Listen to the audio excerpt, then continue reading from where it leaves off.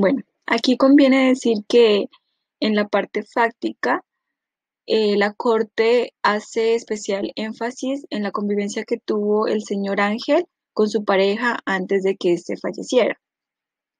Y es así que enfatiza el riesgo de muerte con la suspensión de sus medicamentos.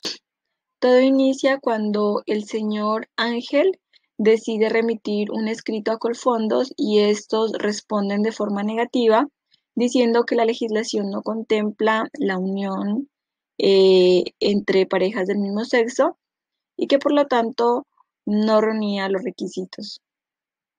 Por la misma razón, la Corte resalta el marco normativo colombiano y enuncia las leyes que lo regulan, y tal como se observa, el artículo primero de la Ley 54 refiere solo a uniones heterosexuales, y basado en esto es que pues Colfondos respondió negándola. Con todo esto, el señor Ángel pasó por varias etapas procesales que, como vemos, arrancan desde la tutela en 2002 para pasar luego al juzgado donde la denegaron, y ante esto el señor Ángel impugna la decisión y luego finalmente es confirmada. Es por eso que resulta lamentable cuando aquí vemos que ya para el mes de agosto de ese año, el expediente que se radica ante la Corte no resulta seleccionado para el estudio. Entonces ya es cuando el señor Ángel decide acudir a la Comisión y a la Corte Interamericana.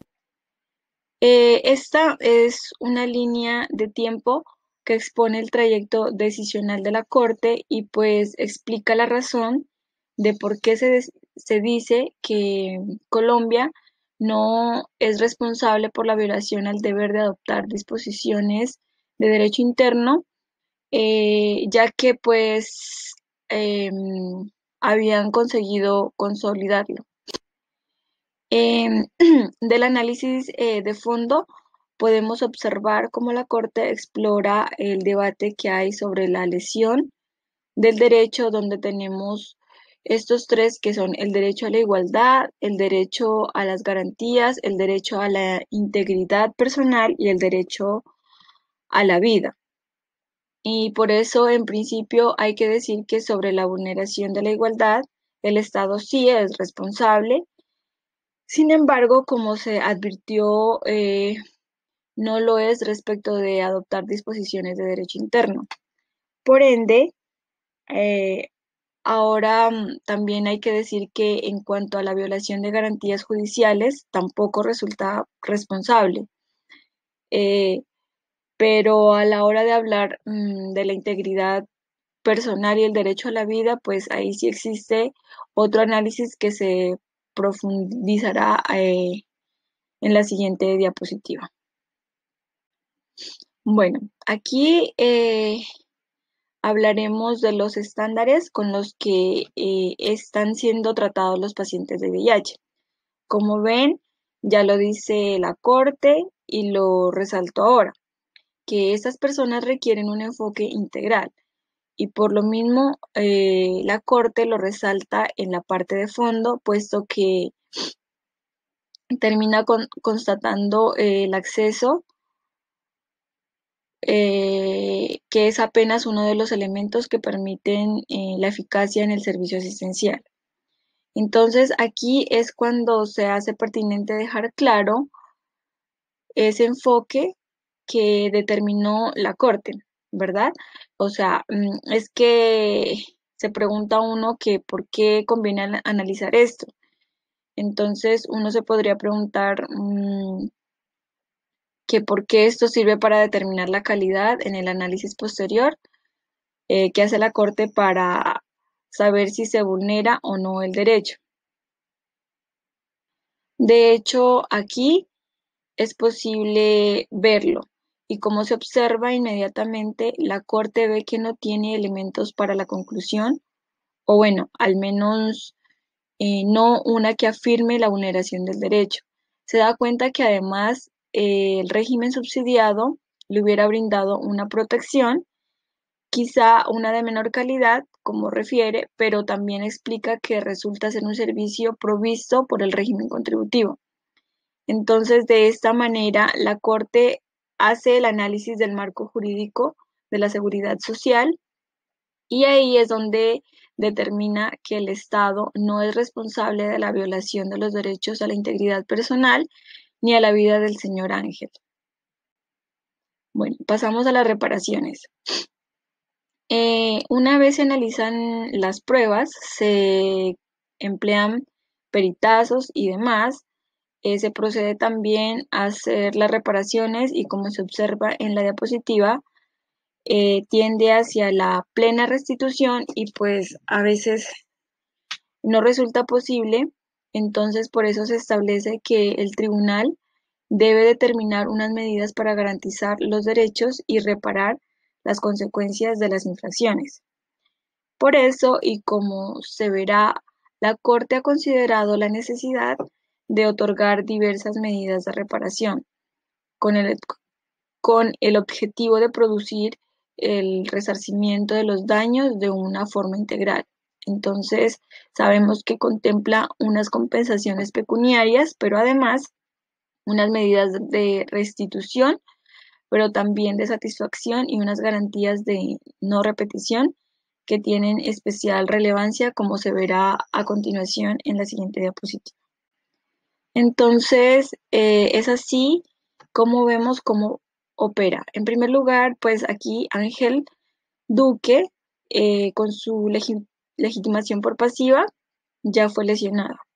Es posible ver también lo mencionado sobre la medida pecuniaria y que hay que resaltar el trámite prioritario que le da la Corte.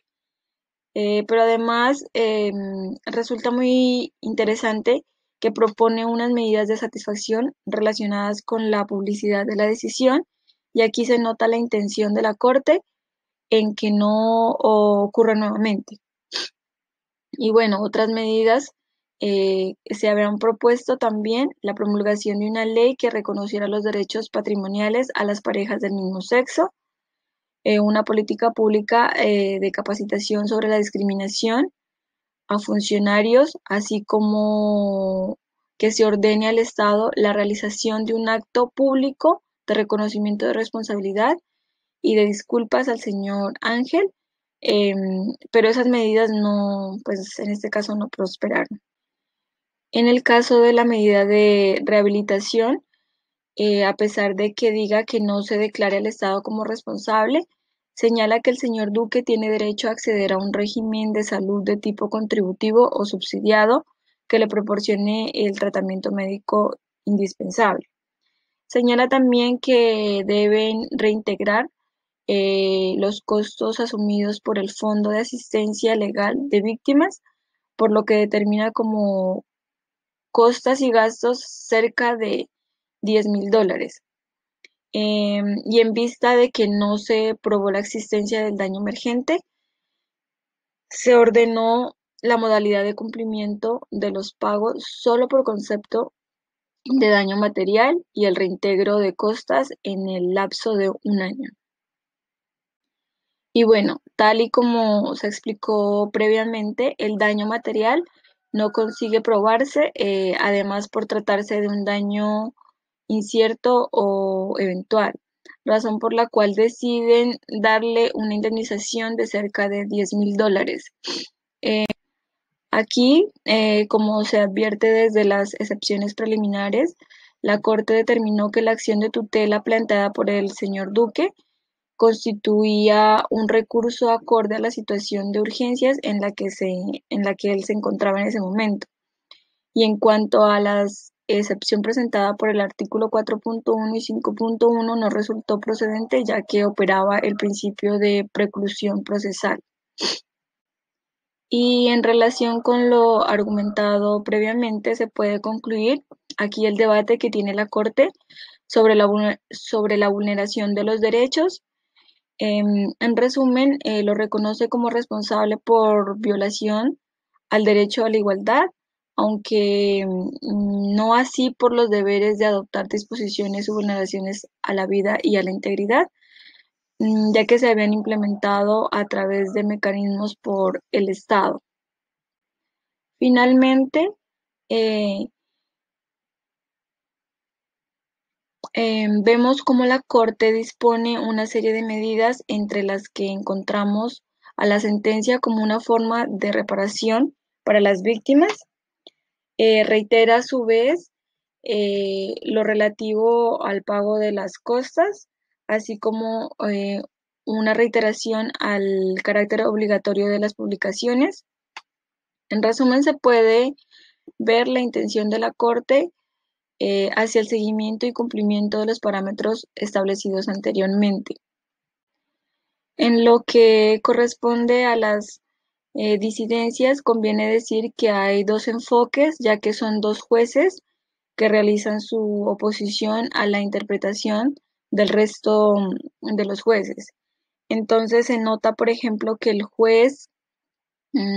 este juez, el juez Ventura, se direcciona hacia una aplicación directa del principio de complementariedad de jurisdicción internacional y lo sostiene en que la sentencia del Tribunal Constitucional modificó la jurisprudencia interna y esta situación abrió las puertas a la reparación, pero sin embargo el señor Ángel no lo hizo. Por otro lado, el juez Grossi sostuvo que su desacuerdo en detalles más propios de la tramitación del caso, como en la carencia del objeto litigioso o la inexistencia de una obligación internacional, o como también se puede ver que sucede la ausencia de la discriminación.